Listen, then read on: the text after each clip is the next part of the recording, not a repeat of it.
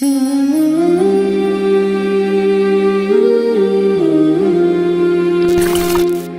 Be کاوانا یکونو ہونا چاہیے تھا، لیکن یہ ایگزسٹ نہیں کرتا، اس کی جگہ کیا کرتا ہے؟ کانا یکونو. اسی وزن پر اور سوچیں.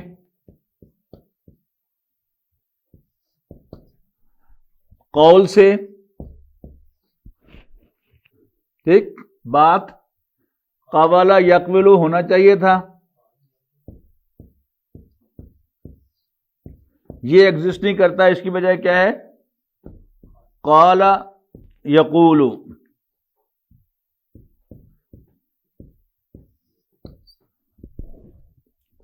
اعوذ میں پناہ میں آتا ہوں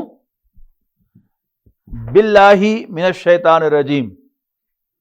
اصول کیا یہ ہے کہ جو با کے ساتھ آئے دونوں میں سے اس کی پناہ حاصل کی جاتی ہے، ٹھیک ہے جی، اور جو من کے ساتھ آئے اس سے پناہ حاصل کی جاتی ہے، اس کے اگینسٹ پروٹیکشن چاہی جاتی ہے. آدھا یعوذ پناہ مانگنا، پناہ میں آنا. اعوذ باللہ میں اللہ کی پناہ میں آتا ہوں من الشیطان الرجیم، شیطان مردود کے مقابلے میں. ٹھیک ہے جی. اعوذ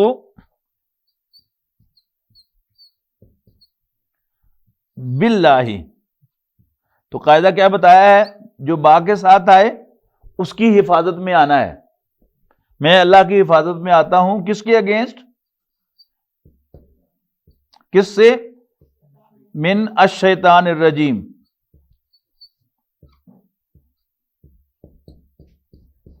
الشیطان الرجیم کیا ہے؟ مرکب توصیفی. الشیطان موصوف ہے اور الرجیم اس کی صفت ہے، رجم سے. رجم کہتے ہیں نا پتھر مار کے ہلاک کرنا، تو رجیم مردود، پتھر مارا ہوا تو وہ رجیم ہے. تو اعوذ باللہ من الشیطان الرجیم، میں اللہ تعالیٰ کی پناہ میں آتا ہوں شیطان مردود سے. اس کے بعد ہے بسم اللہ الرحمن الرحیم. اصل میں سم ون مادہ ہے بنیادی طور پر، لیکن وہ ذرا مشکل تھا تو اسمن اس سے پہلے ایک حمزۃ الوصل لگا کر، یہ اسم کا جو حمزہ پہلا ہے یہ حمزۃ الوصل ہے، آپ نے یاد رکھنا ہے. اسمن نام. اب جب اس کے ساتھ با لگا تو ایکچولی ہونا چاہیے تھا یہ یوں کر کے، یعنی یہ پڑھا نہیں جانا تھا بسم اللہ، لیکن چونکہ فریکوینٹلی استعمال ہونے والا ہے یا لہذا یہاں سے حمزہ جو ہے وہ اس کو لکھا بھی نہیں جاتا، جیسے پڑھا جانا ہے اس نے اسی طرح اس کو لکھ دیا جاتا ہے. تو پھر یہ کیا ہو جاتا ہے؟ یوں ہو جاتا ہے بسم اللہ الرحمن الرحیم. اچھا، اب اس میں آپ جو تفسیر میں دیکھیں گے تو وہاں بڑی لمبی چوڑی بحثیں انہوں نے چھیڑ دی ہیں کہ یہ بسمی جو ہے یہ جملہ پورا نہیں ہوا ٹیکنیکلی. تو وہ کہتے ہیں کہ یہاں پہلے آپ محذوف مانیں کہ میں ابتدا کرتا ہوں بسم اللہ الرحمن الرحیم، لیکن اس تکلیف میں پڑھنے کی ضرورت نہیں ہے. یہ جو محاورے ہوتے ہیں یا فریکوینٹلی استعمال ہونے والے جو پرووربز ہوتے ہیں وہ سارے جو ہیں وہ ضروری نہیں ہوتا کہ جملے ہیں. انگریزی میں ٹٹ فار ٹیٹ. اب کوئی کہے کہ نہیں اصل میں یہ it is a tit for every tat, تو وہ کیا ہے؟ نان سینس ہو جائے گا نا. محاورے ہوتے ہیں. بسم اللہ الرحمن الرحیم اس کا جوں کا توں آپ سمجھیں کہ یہ پورا پروورب ہے رحمان اور رحیم اللہ کے نام کے ساتھ. جی، تو یہاں اس کی ترکیب کر لیں. اس کے دو طریقے ہیں ترکیب کرنے کے. ایک یہ ہے کہ اس کو آپ مبدل منہ مان لیں،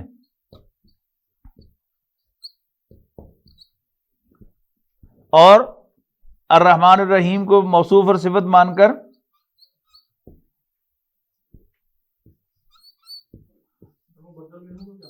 جس سے بدلا جائے. یعنی اس میں اگر یوں کریں گے ترجمہ ہو جائے گا اللہ کے نام سے جو بڑا مہربان رحم کرنے والا ہے. لیکن ایک دوسرا طریقہ کیا ہے کہ آپ اللہ کو بھی موصوف مانیں اور ان دونوں کو بھی پھر صفت بنا لیں اللہ کی. تو پھر ترجمہ کیا ہوگا؟ رحم کرنے والے مہربان اللہ کے نام سے. دونوں ٹھیک ہے، لیکن عام طور پر اس کو بدل مان کا ترجمہ کیا جاتا ہے کہ اللہ کے نام سے جو بڑا مہربان رحم کرنے والا ہے. وعلیکم السلام.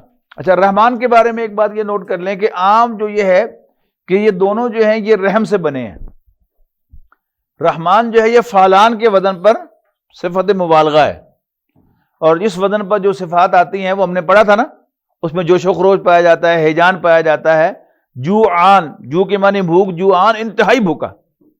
عطش کے معنی پیاس، عطشان انتہائی پیاسا. غضب کے معنی غصہ، غضبان انتہائی غصے میں.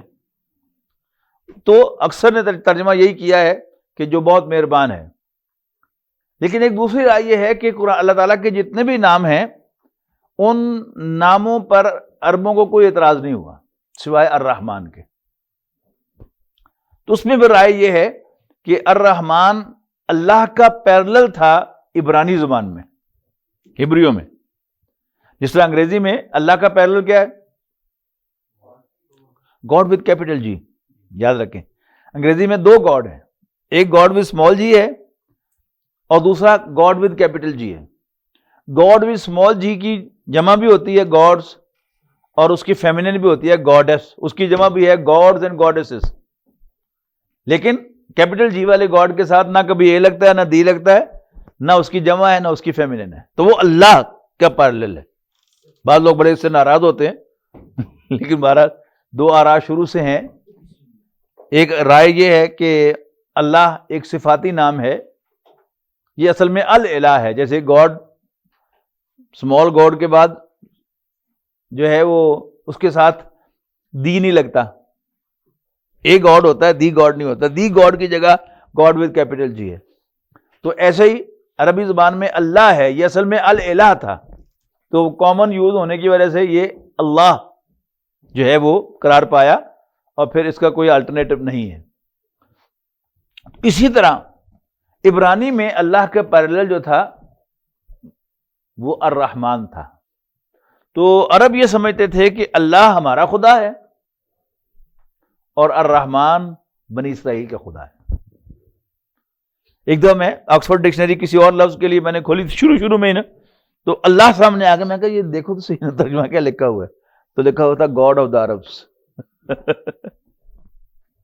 تو اگر اللہ گاڈ آف دا عربز ہے تو پھر الرحمن ان کا کہنا تھا کہ پھر وہ بنی اسرائیل کا خدا ہے، اس لیے کہ عبرانی زبان میں ہے. تو اس پر اعتراض ہے. تو اچھا، اسی لیے رحمان نام رکھنا جو ہے یہ صحیح نہیں ہے. الرحمن اللہ کا نام ہے، جس سے الہ رکھنا صحیح نہیں ہے. الالہ اللہ ہے تو الہ رکھنا نام صحیح نہیں. اس طرح الرحمن جو ہے یہ اللہ کا نام ہے. عبد الرحمن تو ہو سکتا ہے، عطاء الرحمن تو ہو سکتا ہے، وہ غلط ہے. اللہ کا رحمان وہ نہیں ہو سکتا، اسی اعتبار سے کہ وہ تو رحمان تو اصل میں اللہ ہی ہے، وہ الرحمان ہی ہے، وہ رحمان نہیں ہے. لیکن اگر آپ اس کو مانیں کہ یہ صفت ہے رحمان، لیکن ایسی صفت ہے نہیں قرآن مجید میں، تو پھر الرحمن یہ اللہ ہی کا نام بنتا ہے.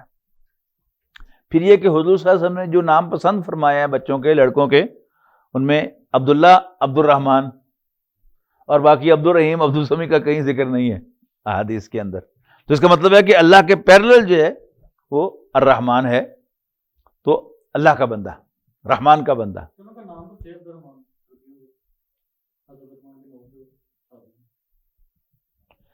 ہاں، لیکن وہ شاید اسی معنی میں رکھے ہوئے ہوں گے انہوں نے. یو آر رائٹ، یعنی جو ایک معروف ہے.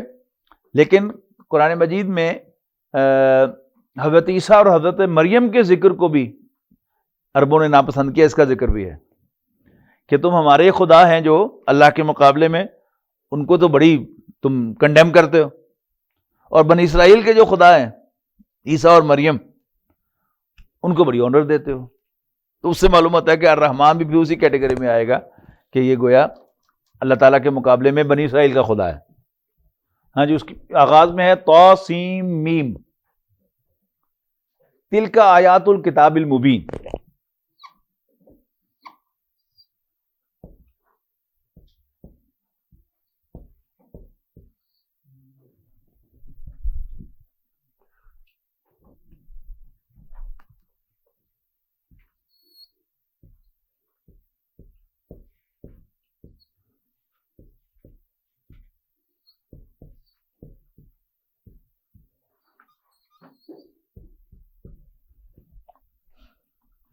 تلک آیات الکتاب المبین، ان میں کون سی چیز آپ کو بالکل جانی پہچانی لگ رہی ہے؟ تلک اور مرکب توصیفی. الکتاب موصوف ہو گیا، دیکھیے معرفہ مذکر واحد اور حالت جر میں، اور یہ بھی دیکھیے المبین معرفہ مذکر واحد حالت جر میں. تو یہ موصوف اور یہ اس کی صفت ہو گیا. اب ہم پورے جملے میں فٹ کریں گے اس کو. کیا ہے اس کہتا ہے تلکا، یہ اس میں اشارہ ہے.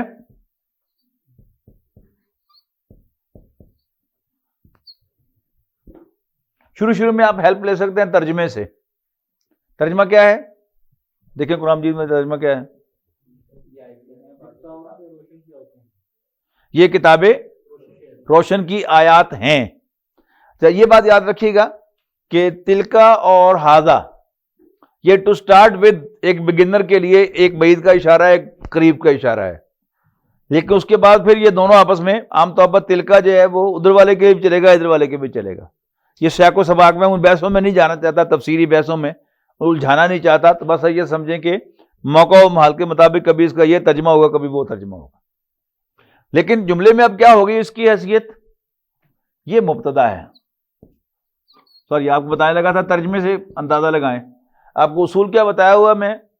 انگریزی ترجمے میں جہاں بھی ہیلپنگ ورب آئے گا از ایم آر، وہ ڈیوائڈنگ لائن ہوگی بٹوین مبتدا اینڈ خبر. تو یہاں کہاں آ رہا ہے انگریزی ترجمے میں؟ دیکھیے دیز آر، اس کا مطلب کیا ہوگا؟ یہ مبتدا ہے. تو یہ تلکا مبتدا ہے. اب یہ دیکھیے ان کا آپس میں کیا تعلق ہے. یہ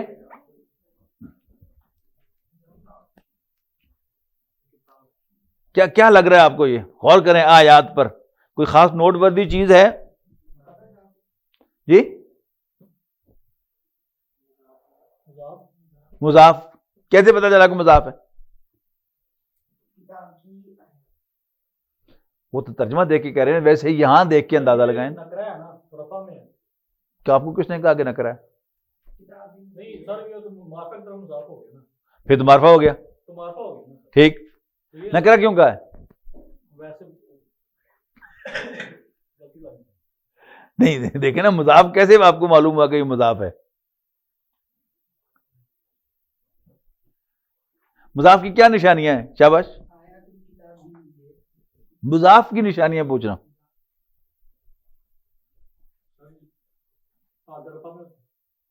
کہاں یہ کہاں پڑھا آپ نے؟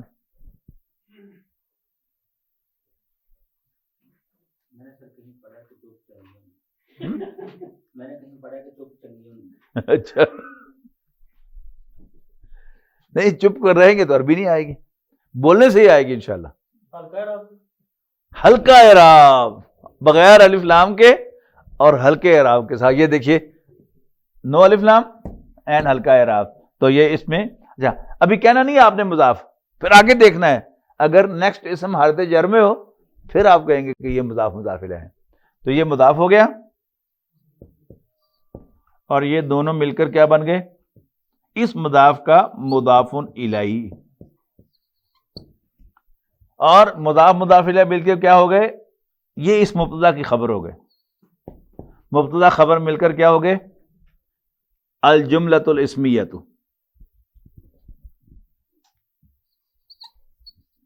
الجملۃ الاسمیۃ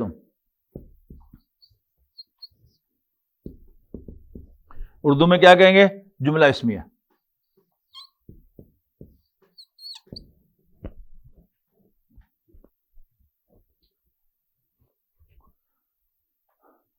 تلک آیات الکتاب المبین. اب ترجمہ کریں. ترجمہ کا تو طریقہ کیا ہے؟ پہلے مبتدا کا ترجمہ اردو میں، پھر خبر کا ترجمہ، اور پھر آخر میں پورے جملے کو دیکھ کر ہے یا ہوں یا ہیں لگانا ہے. اچھا، اب یہاں کیا ہے؟ خبر، پھر آگے مبتدا خبر مضاف مضاف الیہ ہے. اس کا اصول کیا ہے؟ وہ پھر آگے صفت موصوف ہے. تو طریقہ کیا ہے؟ پہلے مضاف الیہ کا ترجمہ، پھر مضاف کا ترجمہ، پھر مضاف کا ترجمہ کرتے ہوئے پہلے صفت کا ترجمہ، پھر موصوف کا ترجمہ. تو کیسے ترجمہ ہوگا؟ یہ واضح کتاب کی آیات ہیں. میتھوڈیکلی ترجمہ کریں گے تو کوئی دقت نہیں ہوگی انشاءاللہ. نتلو علیک من نبأ موسیٰ. نتلو علیک من نبأ موسیٰ. نتلو اس کا مادہ ہے تا لام واو. سوری، تا لام واو. تو ہونا کیا چاہیے تھا؟ تالاوا یتلوو. یہ پھر ایگزسٹ نہیں کرتا. ایگزسٹ کیا کرتا ہے؟ تلا یتلو.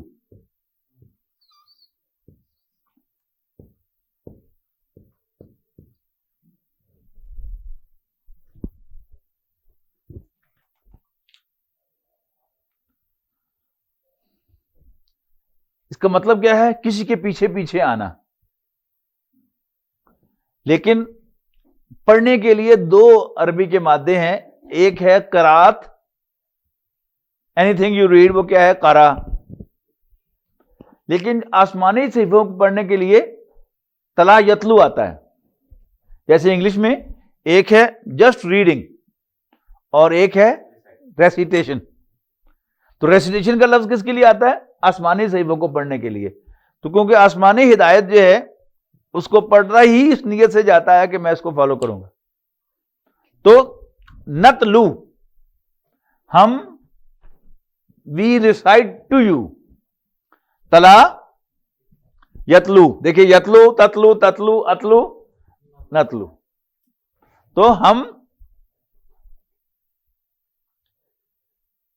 تلاوت کرتے ہیں تمہارے سامنے اے نبی صلی اللہ علیہ وسلم من نبأ موسیٰ.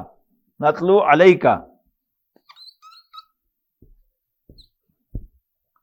علی جار اور یہ مجرور اٹیچ ضمیر ہے نا، تو علیکا. اور نتلو کیا ہو گیا؟ فعل جمع فاعل، کیونکہ نتلو کے اندر جمع متکلم کی ضمیر موجود ہے نا. عربی زبان میں فعل کا وجود بغیر فاعل کے تو ہے ہی نہیں.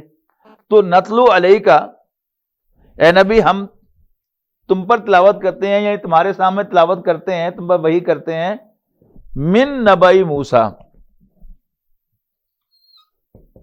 نبا کہتے ہیں اہم خبر کو. سورۃ نبا ہے نا، عما یتساءلون عن النبأ العظیم. تو ہم آپ کو سناتے ہیں کہانی، خبر موسیٰ اور فرعون کی.